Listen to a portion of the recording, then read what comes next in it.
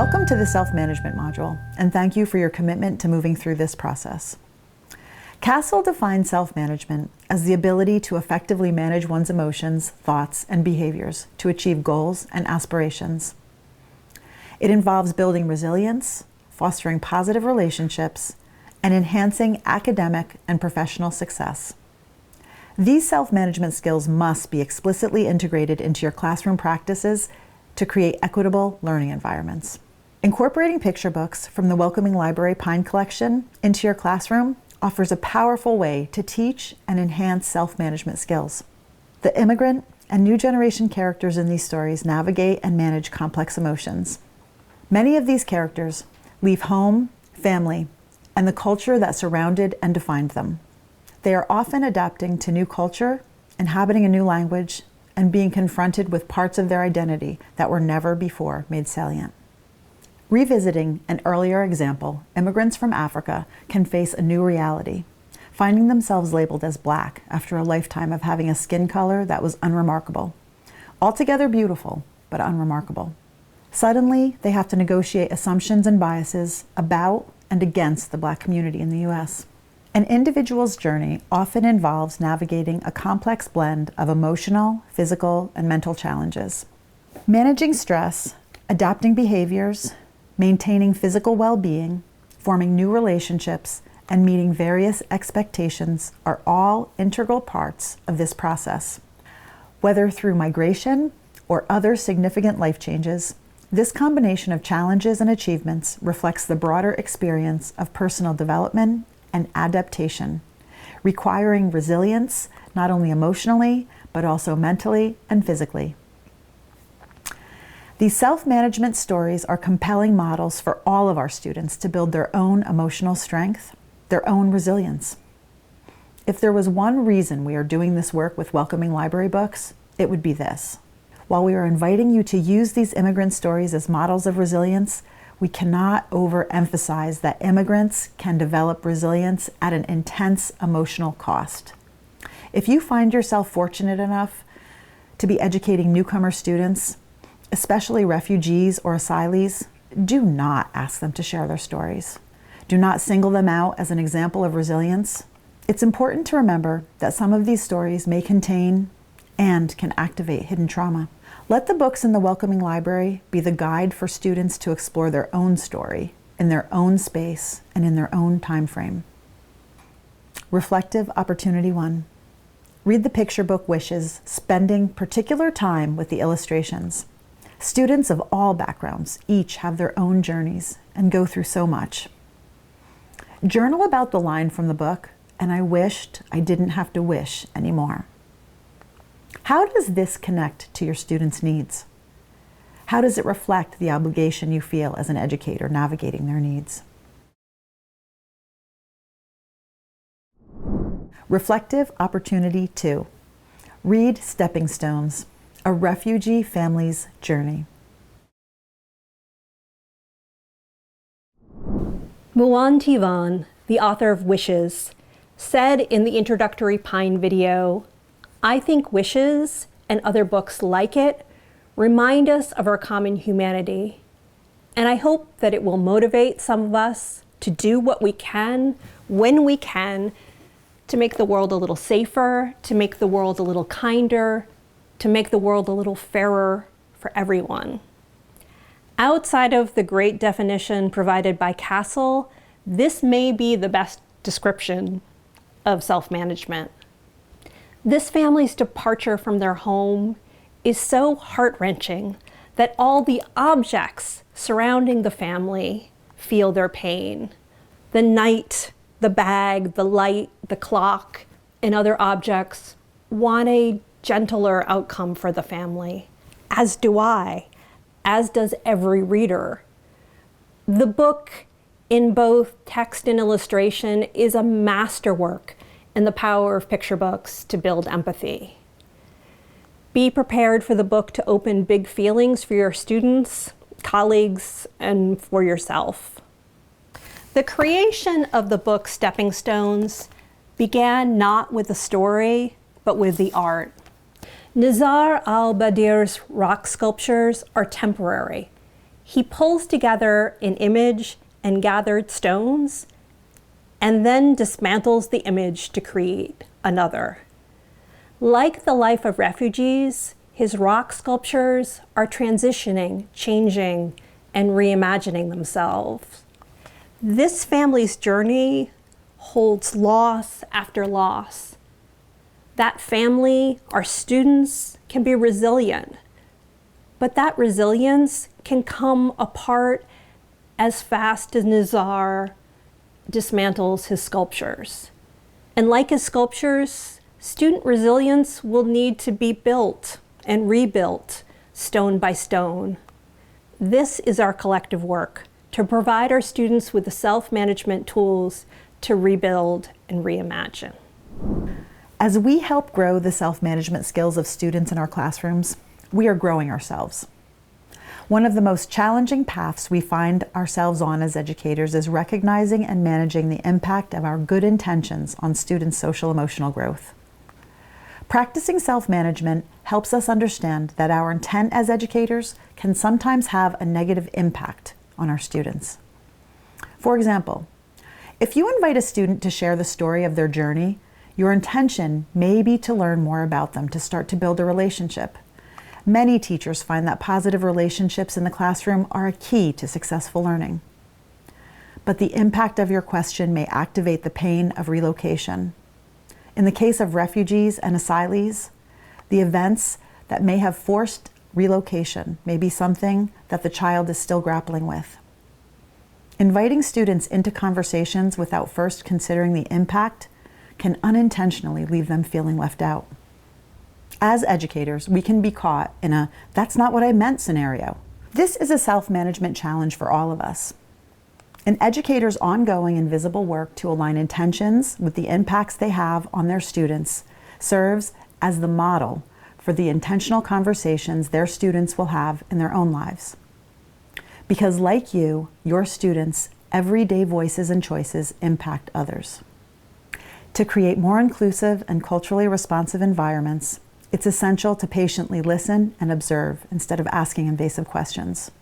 We display best practices when we take time to understand the experiences of others, especially those from culturally and linguistically different backgrounds from our own. Reflection Opportunity 3. Read from the picture book, "Where Are You From?" and note the final discussion question. The story in Where Are You From is an example of intent versus impact. An example that your students will be able to see and incorporate into their own self-management. In the first 3 sections in the book, smiling kids and adults ask the girl, where is she from? And where is her family from? The intent of their questions may be curiosity. They are simply eager to know more about her. The adults may even be looking to build their cultural competence by talking to an immigrant community member. Their curiosity, however, has an unintended impact. When the girl hears, "Where are you from?" she translates that into, "They don't think that I'm from here." The impact for the girl is a feeling of not belonging in the spaces where these questions were asked. In fact, when she approaches her abuelo, she describes him as, quote, "Like me, he looks like he doesn't belong." That is heartbreaking. You may ask, how did those simple questions lead her to the conclusion that her whole family does not belong in the community that they're living in? Well, those 3 questions come after a series of messages that the girl has received since early childhood.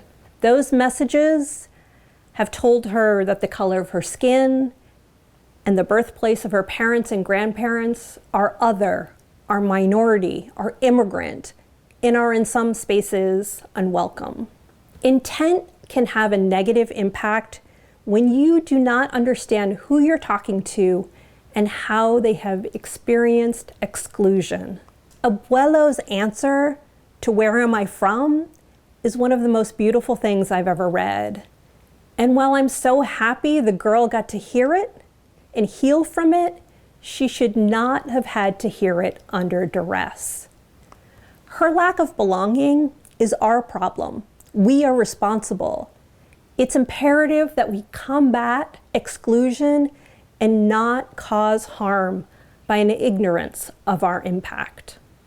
Imagine how the impact would have changed if each person had said, "I'm curious about the story of your name."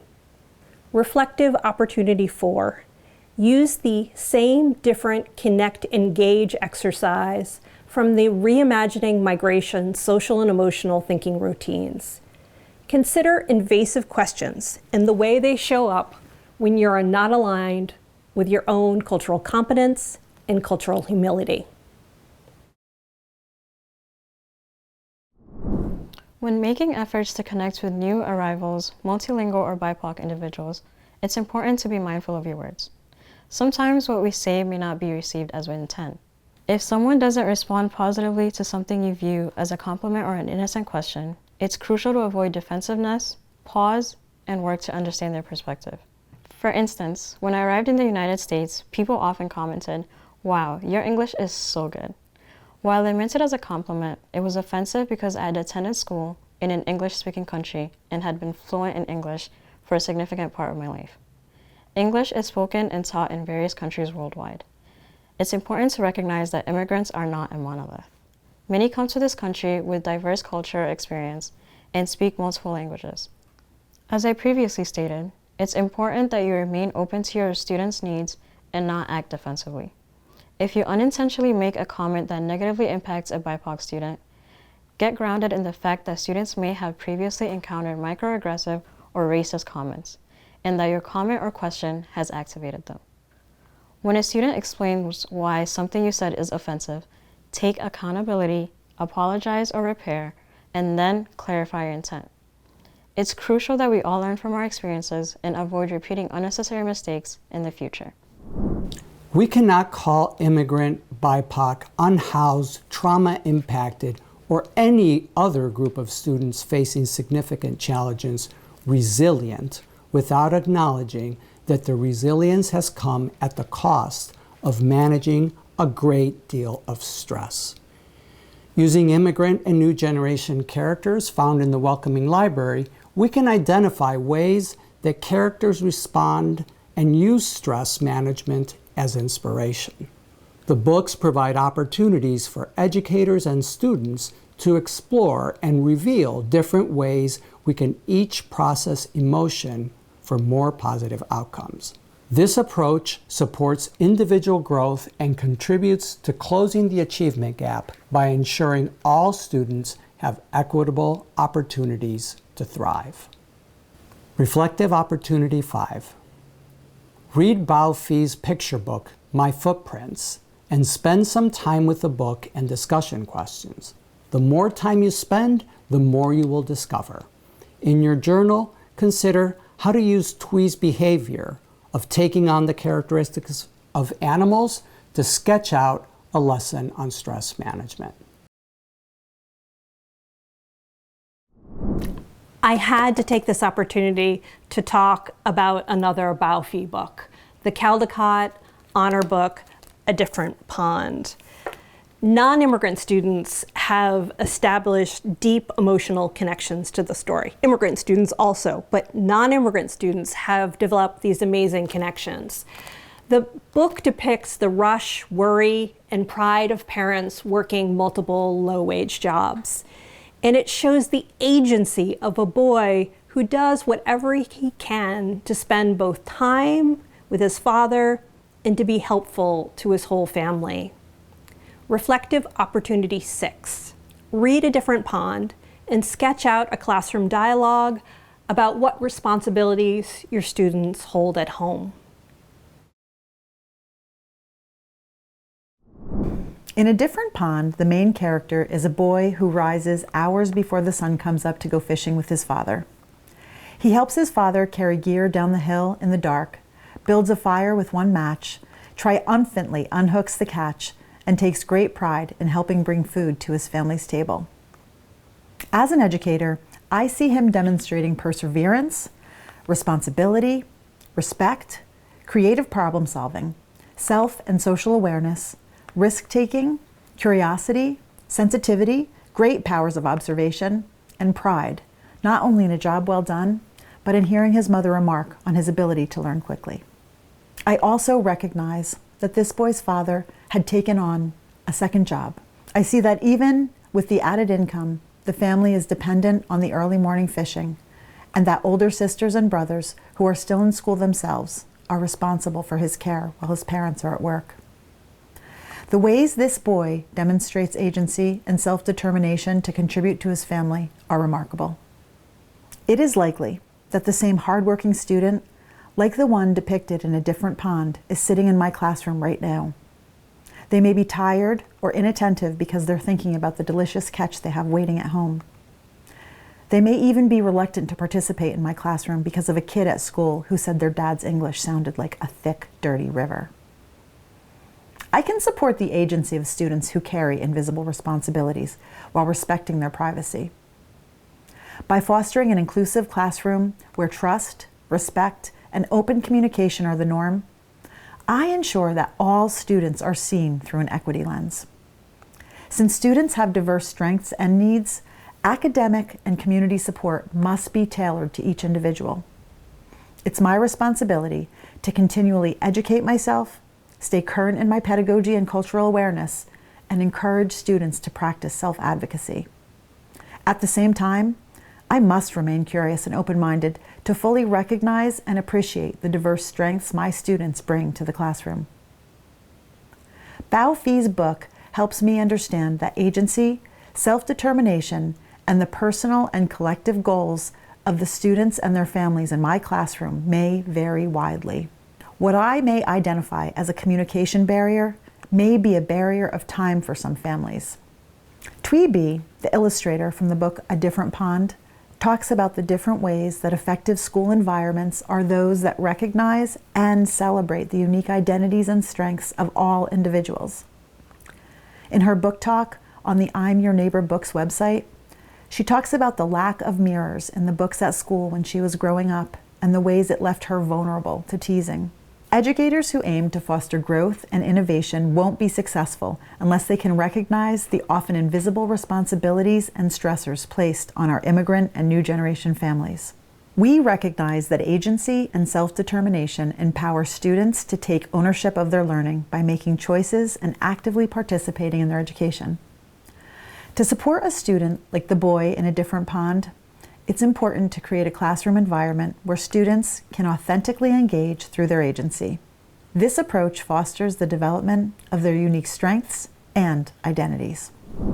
As educators committed to fostering successful, independent learners who excel both academically and socially, it's important to recognize the additional responsibilities and stressors our students often carry. Unstable housing is affecting students of all identities. Unstable housing is defined as a lack of fixed, regular, and/or adequate nighttime residence. I want to draw attention to the fact that these students can be supported under the federal McKinney-Vento Act. Under the McKinney-Vento Act, any student facing housing instability is entitled to specific supports. Those include immediate enrollment in a school without the usual required documents, transportation assistance, and access to educational services. Each of these are designed to ensure they have the same opportunities for academic success as their peers. It's essential for educators to be aware of these provisions and to actively connect students and their families with the resources available through the McKinney-Vento Act. By doing so, we can help alleviate some of the burdens those students carry and create a more supportive learning environment where they can thrive. Instead of viewing these challenges through a deficit lens, focus on the strengths that these students bring to the classroom, such as resilience, adaptability, and a strong sense of responsibility.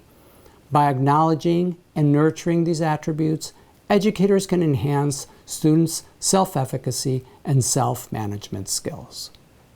Reflective opportunity number 7. Read the picture book Storyboat. Refugee stories like this one can help show the adaptability and responsibility children manifest when forced to leave home. Sketch out a student dialogue about the sisters' strengths, the importance of holding on to familiar family objects, and the power of being present in the moment. I love how books open opportunities to show that students thought to be struggling have unseen strengths.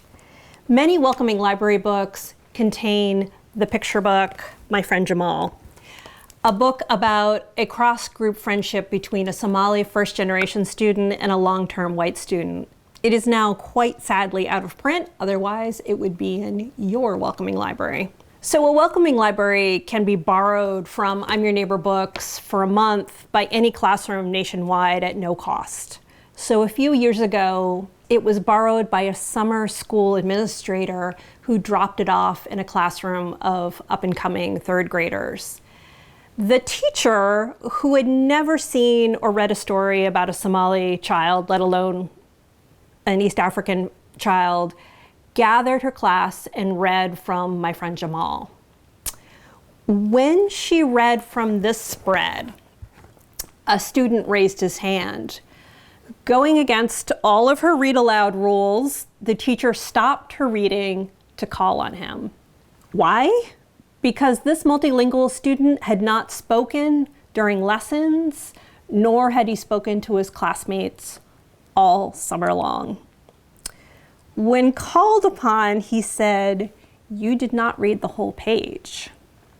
The teacher looked at the page and assured him that she had read the whole page. She assumed that he had not understood what she had read because of his limited English, because of his deficit. He walked up beside her, politely asked for the book, and proceeded to read from the photograph of the Quran on the page.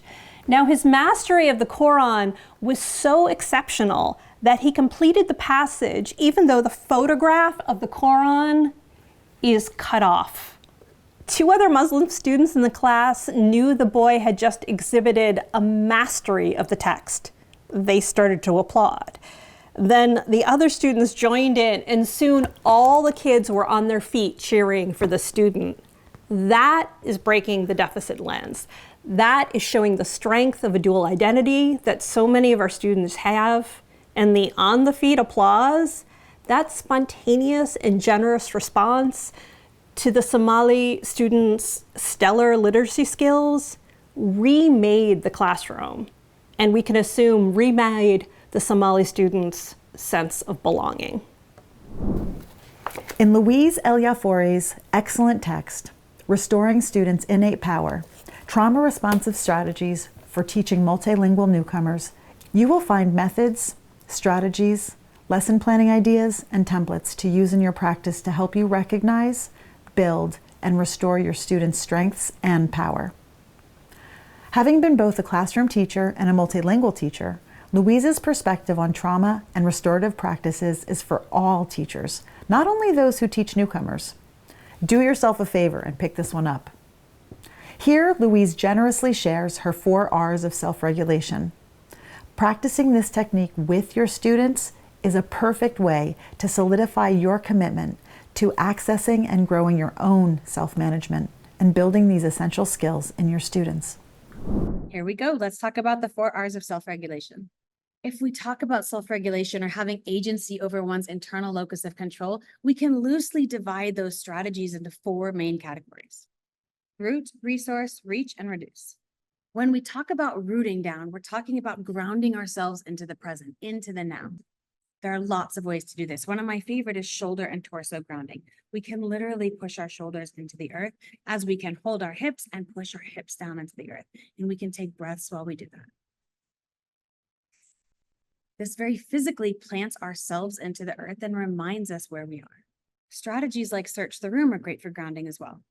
If you're prompting others to do this, you might say, look around the room and quietly identify all the things that are green, all the things that are circular, all the things that are blue. Or you can do this for yourself while you're waiting for the doctor to re-enter the room or while you're having a moment of stress and anxiety. It brings us right back down into the present. One of my favorite take-along strategies is circle of power. And I love this because it's so easy to implement. I've done this in the sand with students. I've done it on a bus or in the classroom.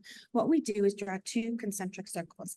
Inside the inner circle, we write our name because there's something incredibly grounding about the power of one's own name. For most of us, outside of those who perhaps have a dead name, the name is the one thing that stayed consistent our entire lives. So grounding into that name can already bring us down into a place of calm. And then in the very outside space, we record all of the things that are beyond our control. If we were engaged in a disagreement on the playground, we might record the things the other people did or said or felt. We can't control those. And then we come back into the middle space where we record the things we can control, the things we can do now. And then we pick 1 or 2 of those as action items and we get to work. Resourcing is looking to internal and external things that bring us comfort and peace and safety. Havening is great for this. It's something we naturally do to calm ourselves. We can also do havening with a breath. And I like to do this with a topper breath. So when I do havening on my hands, they're just soft, gentle movements.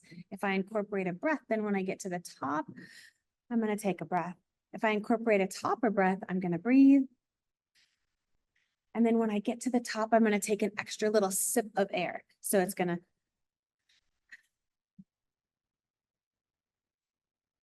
And what that does is it fills our body with oxygen and it sends signals to the brain that say, oh, I have tons of oxygen. That means I can't possibly be stressed. I can turn down the dial on the hippocampus. I can turn down the amygdala and I can start to regulate. Your safe spaces, your calming corners, your sensory jars are great for this. Your safe people in the building are great for this. And if you don't know who those are, I love the Take 5 strategy. We do this especially at the beginning of the year and then again, mid and end of the year. Students, I'll ask to draw their hand, or they can just tell me out loud if they can name people in the school that they feel comfortable with, adults. And they can name that. At the beginning of the year, we might struggle to name one. And that's going to be my goal for the whole year. And if it's your coach, if it's the librarian, if it's the bus driver, if it's an adult in a position of trust, that's going to fill up the hand. And on the inside, I'm going to ask them to name a space that they feel comfortable and safe in. We might just start in the classroom space and then eventually start to work out to other spaces in the building that they feel safe in. Once we can have that conversation, we can talk about places they don't feel safe in and address those challenges as well. Read strategies are our physical strategies. These are physical movements that disrupt the stress response. Vagus nerve stimulation techniques are definitely my favorite here. The vagus nerve runs a good length down our bodies and it has a hand in the regulation of all kinds of systems. When the vagus nerve is stimulated, it triggers the parasympathetic nervous system to kick in and start calming down. One of my favorites is butterfly taps. You can just do it this way as well. Butterfly taps are great for younger kids. And if I start doing this, usually they'll just start doing it too. But it's a great take-along strategy. I do this myself before public speaking or when flying. I'm not a great flyer. So this is a great one to do. You can also turn your head sideways. Look off at a diagonal. That will probably instigate a yawn. And when it does, you'll realize that you're starting to calm down. Gargling water is great for this. Laughter is great for this. Humming through your nose, nasal humming, all stimulates the vagus nerve. Bilateral movements or crossing midline is another example of a reach activity. In this case, we imagine the body is divided into 4 quadrants. And our goal is to cross over those quadrants in as many ways as we can. We might do toe touches. We might draw figure 8s. If you do Go Noodle, if you're playing Simon Says, if you are running soccer on the soccer field, all of those are great ways to incorporate bilateral stimulation. And finally, our reduce strategies, where we start to identify and name and minimize those things that start to increase our anxiety levels. This is where we start slowing down the pace. Our deep breathing exercises fall here. We might be on the lookout for external stimuli that's making things harder for us and learn to avoid that or adjust that when necessary. Slow, repetitive movements. In the classroom, this is where I may have a student who I know is working on reducing, help me cut out circles for the whole class, because that act of performing small, repetitive tasks is one of the ways that we can come down into a green space to have more collective pro-social engagement. Self-regulation is only one aspect of socio-emotional learning, but when we're able to self-regulate, we're able to move into other aspects of self that allow us to be able to collaborate and engage with others. Thank you, Louise. for sharing a few strategies from your book, Restoring Students' Innate Power. I especially like the butterfly exercise for myself. Using this and other trauma-informed teaching practices during class was a game changer for me, and especially during difficult times. And difficult times come. In a crisis, managing emotions helps us prevent exacerbating the situation, and stress management strategies foster recovery and resilience. Incorporating immigration and new generation picture books into this learning process can enhance understanding by providing culturally relevant contexts. These books offer perspectives that help individuals relate to and empathize with others in crisis. They relieve stress with relatable stories that motivate by showcasing resilience. They also inspire personal and collective goal setting based on the challenges and successes depicted. By integrating these resources, educators can create a supportive environment that addresses the needs of immediate crises and builds long-term self-management and empathy skills. Reflective Opportunity 8. Read silent music and journal about Ali's self-awareness and how it affects his self-management in a time of crisis. In silent music, Ali and his family are caught in the bombing during the battle for Baghdad in 2003. Violence does not only touch our students that have been raised in countries affected by war, violence and crisis could come into our students' lives without warning. Ali is lucky to have an art form, a piece of self-expression that he is driven to perform even in the steamy bathroom mirror. When war arrives, Ali emulates his hero, Yakut, who, quote, shut out the horror and wrote glistening letters of rhythm and grace, unquote. Filling his room with calligraphy during the bombing, Ali managed to fill his mind with peace. Reflecting on the words of Louise and Michelle about trauma, crisis, and self-management, I think about how Ali says that peace is easier to write than war. Social emotional learning for me is to make peace a little easier for our students to write.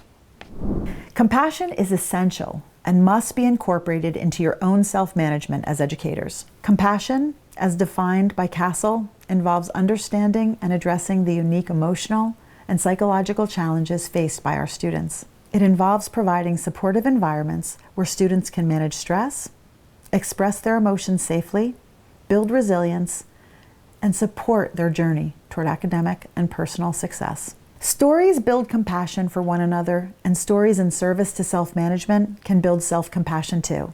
Every ounce of compassion we and our students can find in books, in small acts of kindness, and in our classroom community builds empathy, understanding, and personal growth. Dej Assad, the creator of the book The Carpet and the follow-up picture book Sour Cherries, shares the story of the mythological bird Simorg, who manifests that renewal. Reflection Opportunity 9. Open your journal and define self-compassion. Be introspective and write about the ways you find time to practice self-care. If you find this journal entry difficult, it's time to start a self-care routine. Next, think about an unmet need in your classroom. How do you address these situations while keeping self-care and self-compassion at the forefront? Finally, think about the ways that fostering self-compassion can improve your own self-regulation and impact your teaching practice. In The Carpet, I mentioned a mythical bird named Simorg that was inspired by my own childhood stories and memories. And it comes from Persian culture, but it's not restricted to one culture, and it goes beyond borders. And that's what I love about stories. Once people can relate to it, they adapt it as their own, and they keep retelling it in different languages, in different places, and they go beyond borders. Simorg represents the strength of renewal, rebirth, and overcoming the challenges. She's the protector of children and all that is innocent, which is really an important quality, especially for immigrants who have to rebuild their lives and start new, and in a metaphorical way have their rebirth. I embedded the Seymour and the resilience that comes with it into the story with the hope that not only immigrants, also all the children could take it as an example and find that strength within themselves to overcome their daily challenges, that they have to summon that kind of strength. I am grateful to have had the chance to be part of your journey as an educator. This is my final message before I hand over the last module to my brilliant colleague, Melissa Guret. I want to offer some concluding thoughts. I know that for some of you, this training marks a new beginning and a shift in practice, and that for others, it's been an opportunity to enhance the existing practice you already are involved in. As you grow as an educator and integrate books that explore race, culture, and bias into your practice, remember to commit to ongoing learning. You'll have to embrace humility, acknowledging the diverse ways race is expressed and experienced. And this work requires self-awareness through reflection and openness. You may find yourself stretched at times as an active listener in conversations about perspectives and experiences you may not be prepared to process. But it's important to refrain from interrupting or judging. The collaborative learning in your classroom might look and sound different from what you experienced growing up. By showing genuine interest in your students' cultural backgrounds, you'll build trusting and respectful relationships. It's crucial to build relationships with others engaged in similar work. This will help you find community and the feedback needed to continually learn about race, culture, and difference, and support you in building an equitable learning environment for your students. Here are some best practices. Remember to show concern for the feelings of others. This requires us to prioritize the emotions and experiences of others, especially when discussing sensitive topics like race, culture, or identity. Ensure that your actions demonstrate a commitment to understanding and validating their emotions. Be humble. Humility recognizes that being corrected or made aware of an unintended impact provides us with a chance to grow personally and professionally. And understand that your social norms may vary widely from others. Enforcing your own social norms may be unjust or harmful. When your actions inadvertently uphold unjust norms, it's important to recognize this. Work to change the underlying biases that contributed to the situation and to do the work that's needed to repair any damage done. So take responsibility and commit to growth.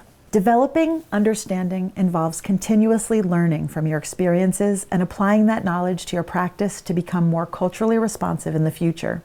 Lastly, I want to remind you to trust books. Talk with your students about the racial and cultural experiences of the characters in immigrant and new generation picture books. By shifting the conversation away from the racial and cultural experiences of diverse students in your classroom while simultaneously validating their racial experiences through picture books, you are creating an environment where all students feel valued and respected. Talking with all students in your classroom about a character experiencing racism allows students who may have experienced actual racism in their own lives to feel seen and validated, while also helping others to develop an empathy and a deeper understanding of the impact of racism. This dialogue can foster a supportive environment where students can share their experiences and perspectives. It promotes critical thinking about social justice, and it encourages collective efforts to address and combat prejudice. Don't forget about the discussion questions at the back of each book in the Welcoming Library Pine Collection. There, you will find yourself better able to do the critical, life-changing work of combating exclusion and building an inclusive classroom environment where all students are valued, respected, welcomed, and included. The last thing I want to say to you is to work hard and be brave. You've got this. I'm Kirsten Cappy, the Executive Director of I'm Your Neighbor Books. This professional development was created at a particular time with a particular community of voices. Language, terminology, and perspectives constantly evolve and should evolve. At the time you navigate this training, those evolutions may have already taken place on any detail of this professional development. In 1993, Brian Street, academic anthropologist, coined the phrase, "Culture is a verb." It is an ever-flowing and evolving path to remaining curious. While these learning modules are fixed in time, the impact is fluid. The impact is a verb. Because cultural humility means we use the most up-to-date information, but also listen to the voices that came before us. This is an acknowledgement that we have and will make mistakes. We too are evolving. Our mission here is to guide all of us towards the pivotal goal of fostering a more equitable society. Thank you for doing this work with us.